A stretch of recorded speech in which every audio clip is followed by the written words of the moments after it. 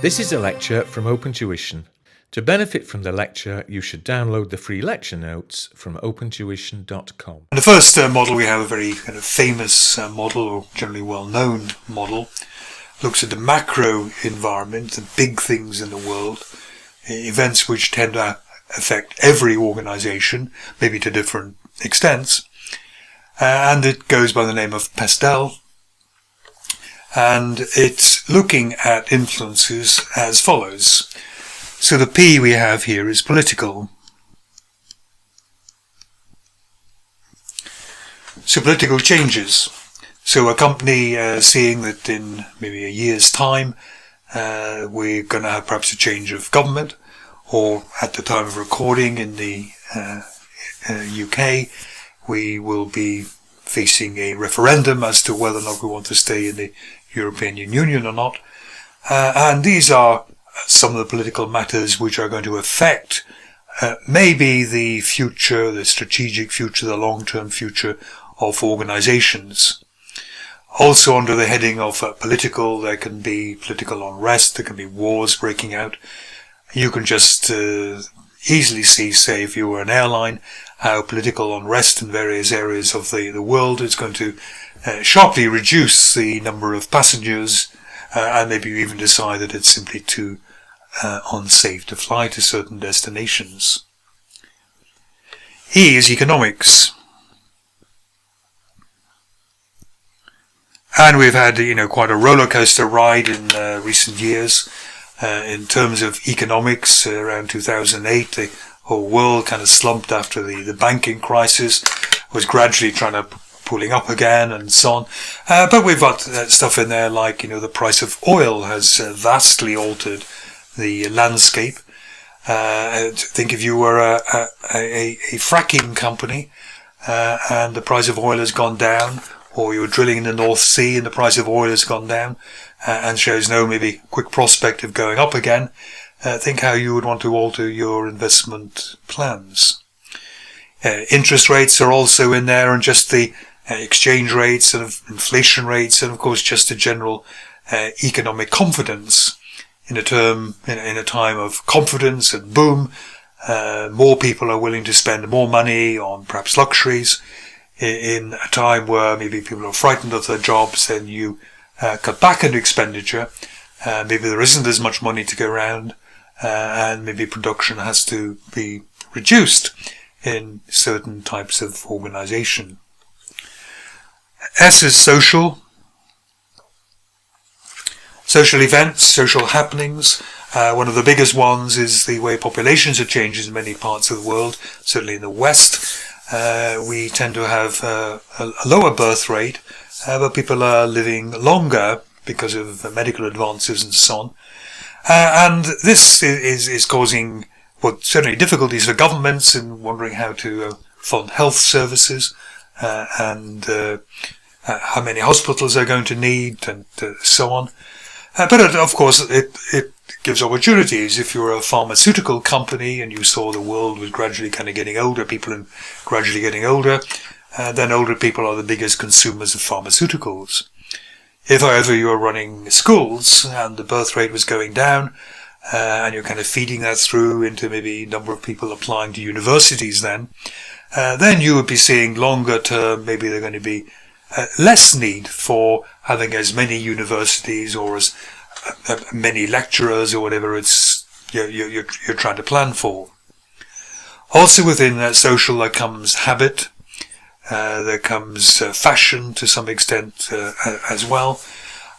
We've maybe all got into the habit because of cheap airfares, more of a social norm to have long weekends away and flying there. That of course, once these habits are established, then they can sometimes last for quite a while, and organizations have to be sensitive to these. T is technology, and probably the biggest single technological earthquake really that's affected many companies is that of the internet. It has directly affected music companies, film companies, television companies, perhaps book companies. But of course then it indirectly affects things like airlines, banks, where they encourage people, and indeed people want them to have websites, so instead of going to a travel agency and so on, you can book directly. And of course what might be good for some parts of the industry or some industries with the internet, it's maybe bad for other parts. I mean, the job of travel agents, far fewer travel agents are needed now because people go directly to the airline or the hotels or the coach companies or whatever. The second E is either environmental or ecological. I like to call it ecological.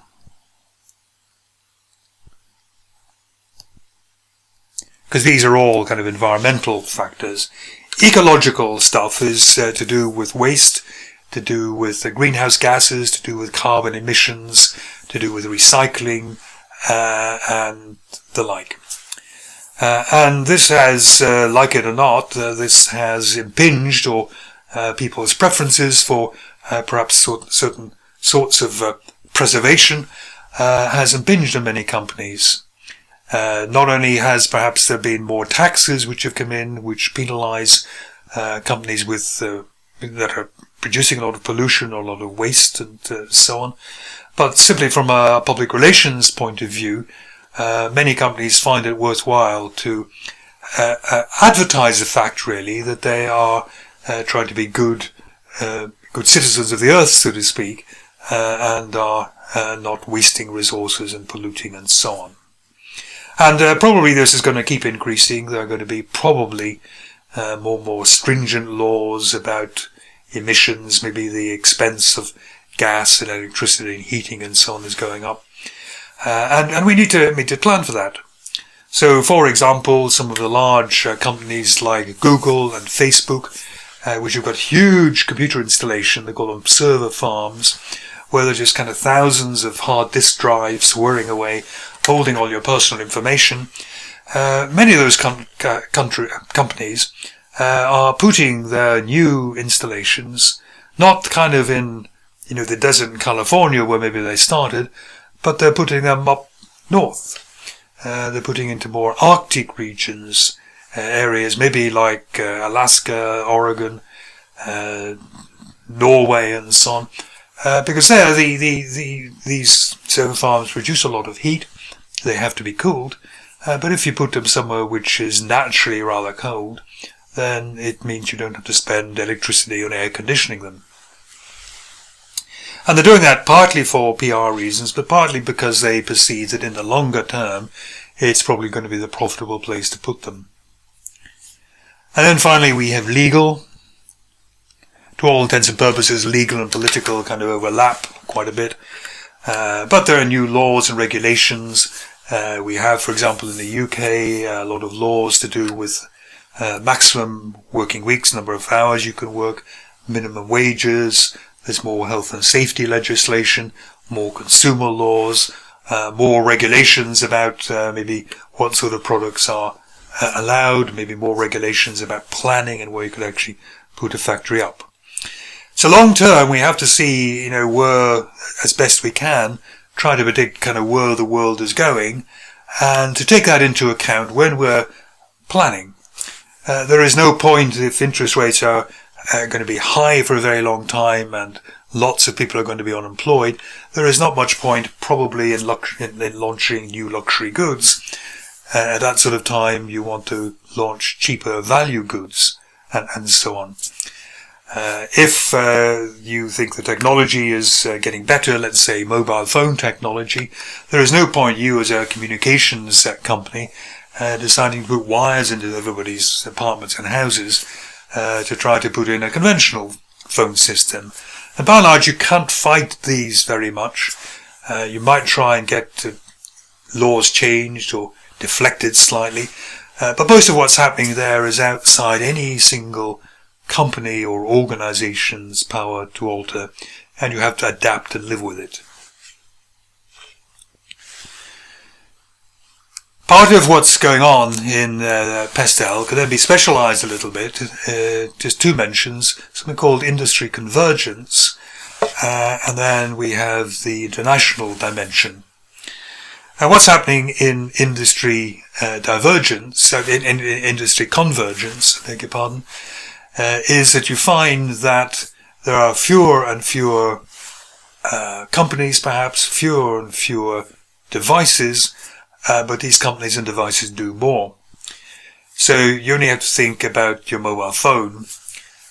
So the mobile phones now, obviously they are phones, but they take very good photographs, many of them. They can be radios, they can be browsers on the internet, your MP3 player, they can be GPS units and so on. And you have to think, if the industry is converging like that, that's one particular type of convergence. Where is the place now for relatively cheap cameras? So there's still a place for, very sophisticated, high quality cameras, single lens reflexes and so on. But what about the kind of cheap-ish camera, maybe about $50, giving really quite good results, but you kind of take it on your holidays and so on, very portable. And why would anyone buy a kind of standalone camera if your mobile phone does just as good a job? And TomTom makes GPS, global positioning satellite devices for cars. It helps you find your way around cities.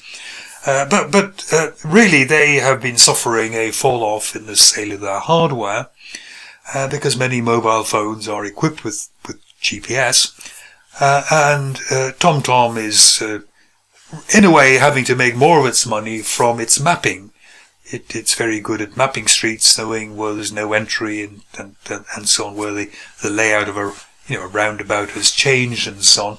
And they sell this essentially to people like our apps anyway, that will go on iPhones, so that you get even your GPS in the phone. So what it tends to mean, and of course Amazon sells everything.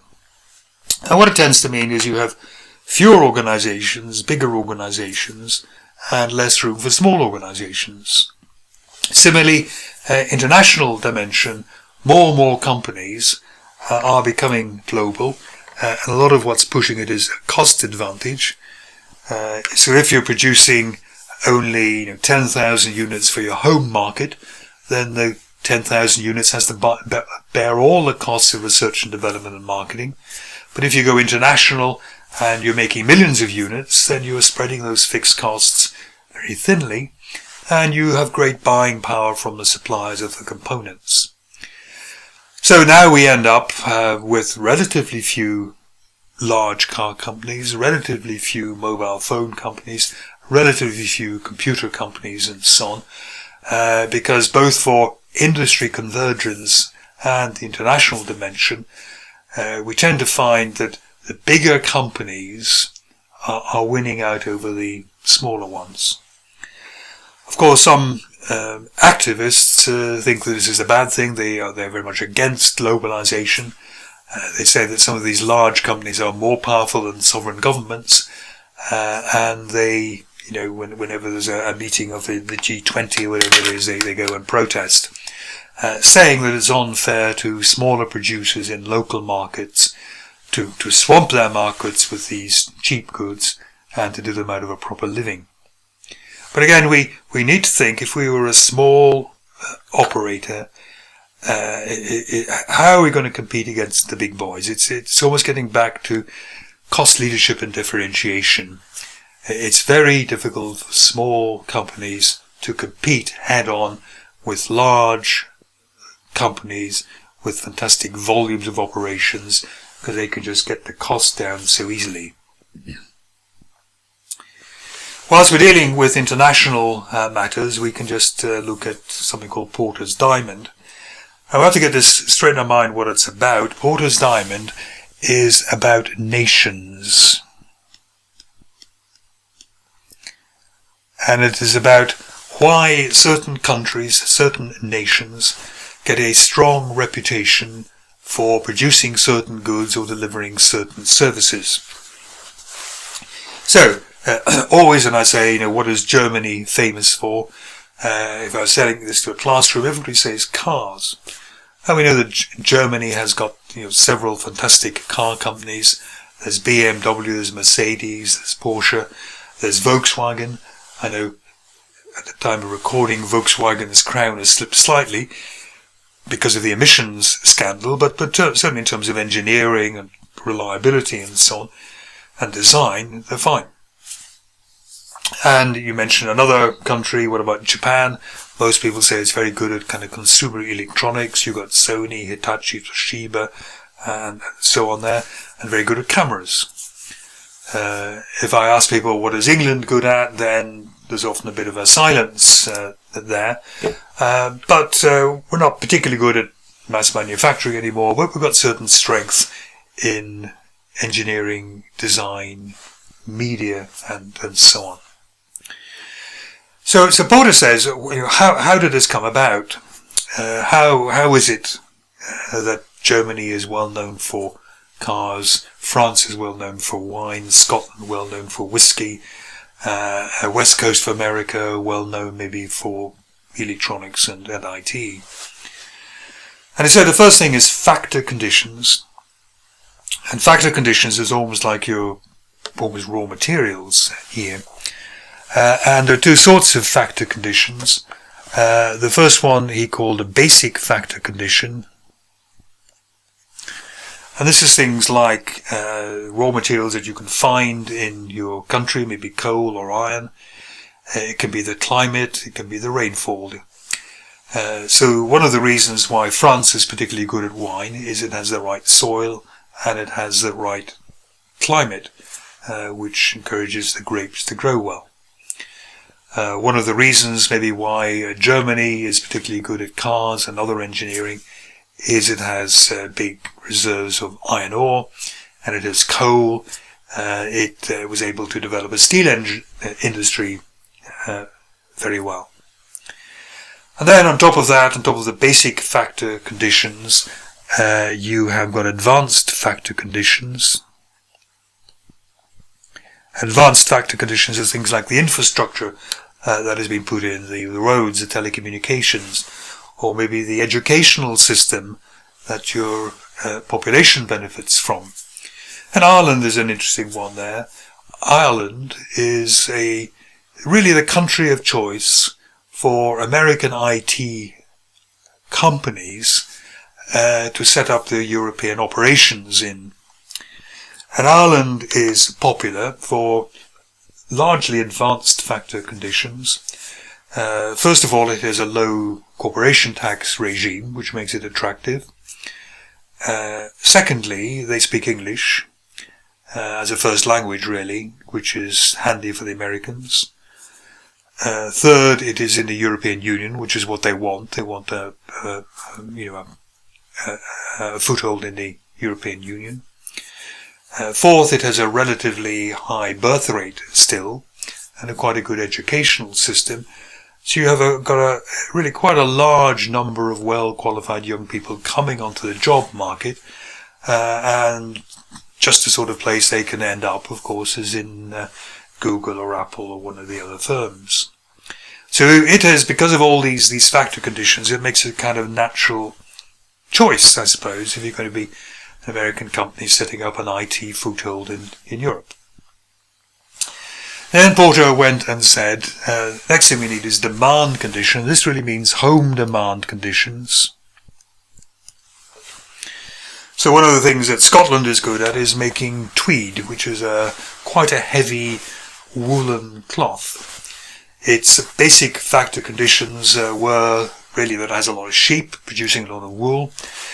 It had a lot of very isolated people. It's quite a difficult country, a lot of it, people who would work in small communities, and they would be weaving. There's nothing else to do, really, no other industry, really, and they'd be weaving this very traditional, thick, warm fabric. And why did they do it? Well, because Scotland is really quite a wet country. It's quite far north. It's quite windy. It can be beautiful weather, but a lot of the time it is quite wet, windy and cold. and there was a demand for heavy woolen warm fabric. It's very unlikely that, the tweed industry would ever really have started in Italy. Italy would be more interested in lighter fabrics to suit their climate. But there was a home demand for woolen fabric in Scotland. And what Porter was saying was really, when you begin operating, when you begin producing, you first begin producing for your home market, and there has to be a demand there, otherwise you'd never get off the ground. And then he said, if you were the monopoly producer in your home market, you are likely not to be a very good producer, because one of the characteristics of monopolists is that they do get sloppy. There's no incentive really to keep improving. And if you're going to take on the world, if you're going to become the best in the world, then what you need is a bit of rivalry, a bit of competition. And also what you need is the ability, or the country needs the ability, to let other industries start up. So really the structure of industry, how easy or difficult it is to start up new companies and so on, is going to make a difference in how good this initial supplier becomes. Because only when you're world class, and that comes through, the tough competitions is there with many rivals, only when you're world class are you going to get this international reputation. And the final thing he said that would add towards the success of a country in a particular industry is you will get related and supporting industries. You get a cluster of related industries. So in the west coast of America, in California, you have loads and loads of businesses, all to do with IT.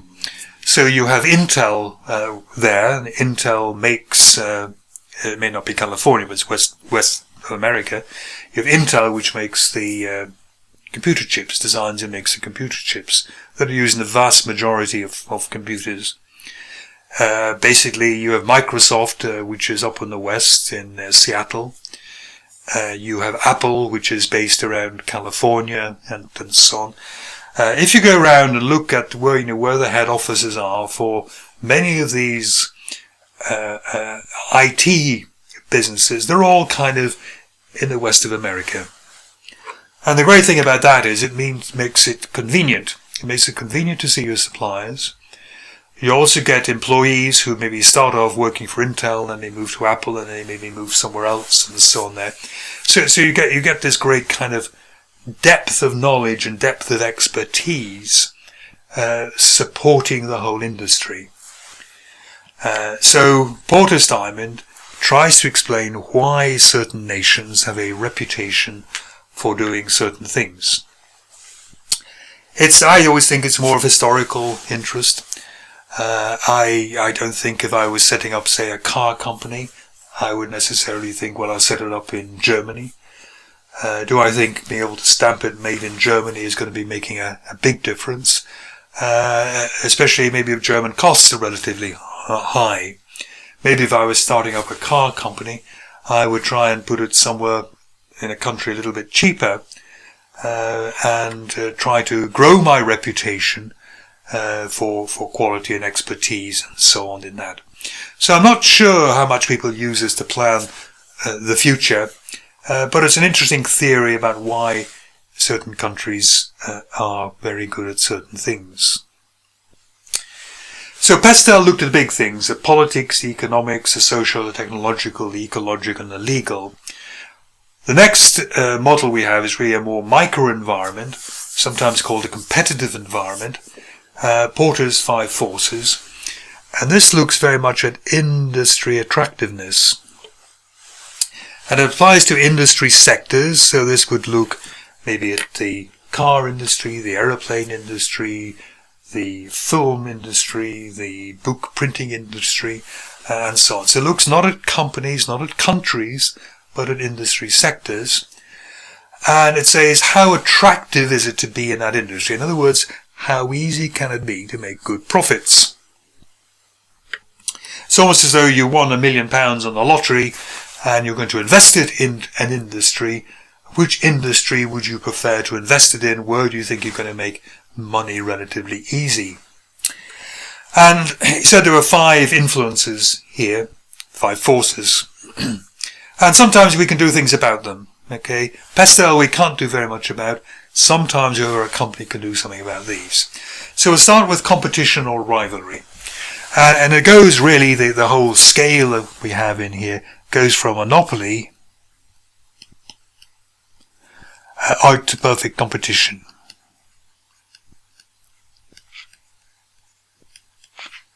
So monopoly is where there's only one supplier of particular goods. Perfect competition is where there are many small suppliers of very similar goods.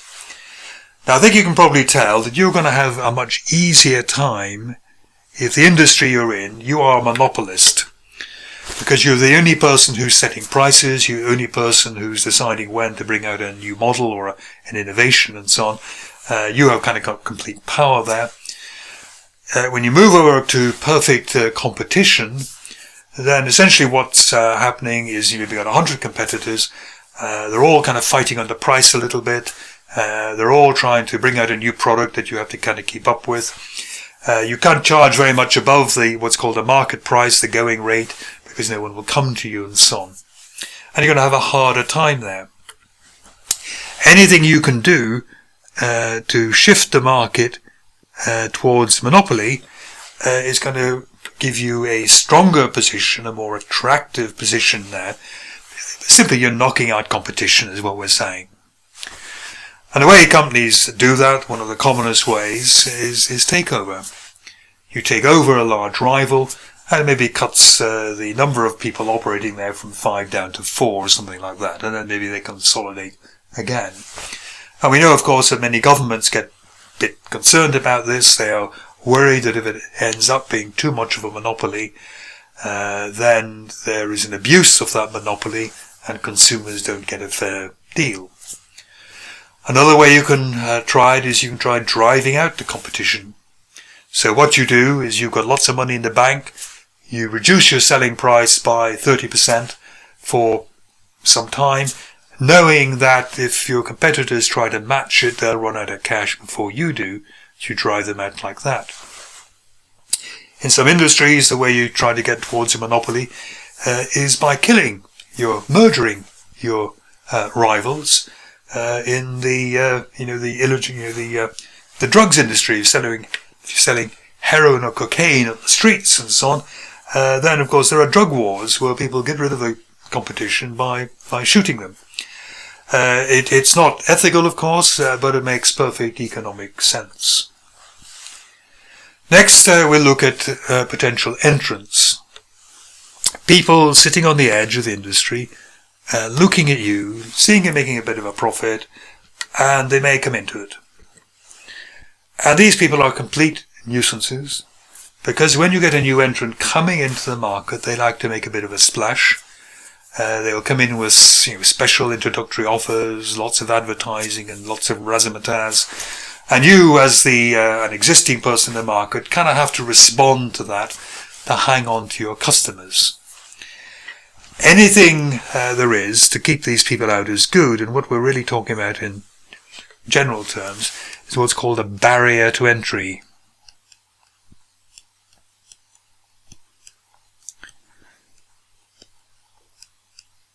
There are very few barriers to entry which are absolute. There are more impediments to entry, making it hard for people to get in. So one of the barriers to entry is know-how. If your industry is very complex with lots of skills, then it's certainly hard and high risk for somebody to get into that industry with reasonable assurance they're going to make it work for themselves. Another potential impediment to entry anyway is high capital expenditure needed. So to get into the industry, you have to raise a lot of money, spend a lot of money on plant and machinery. It just makes people think, whereas if you were, in the window cleaning industry, then you can get into the window cleaning industry, new entrants will come in. It doesn't take a lot of know-how, only takes a bucket and a ladder really, and you're in the industry and there's a new competitor there. Licensing, if you have to go through sophisticated licensing procedures, Again, it's a bit of an impediment to getting into the industry. As I say, generally it won't stop people getting in, it just kind of slows them down. The only thing that maybe stops people getting in, if you're lucky enough to have some sort of legal monopoly. Suppliers and buyers are very much two sides of the same coin almost here.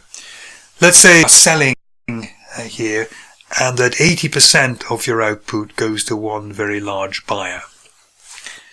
Now that's quite an uncomfortable position, because if that buyer says, I want you to reduce selling prices by 20%, you have to really capitulate on that, you have to do it, because you couldn't risk or afford for that person to go somewhere else.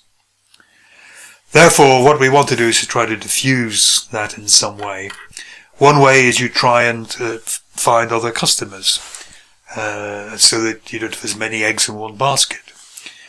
Maybe what you do is you think of entering into a long-term contract, so that instead of kind of living from order to order, you have an exclusive 5-year contract for supply, and you can kind of rest easy at night that this person won't abandon you or insist on price reductions. Another thing that people talk about is switching costs.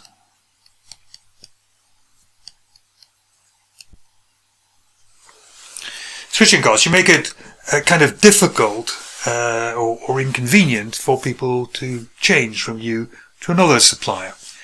And I've no doubt come across this on a kind of personal basis. Relatively few people in the UK switch banks. And the reason they don't switch bank is frankly they can't be bothered. It's too much bureaucracy almost to switch banks. You have to make sure that your salary comes into your new bank account.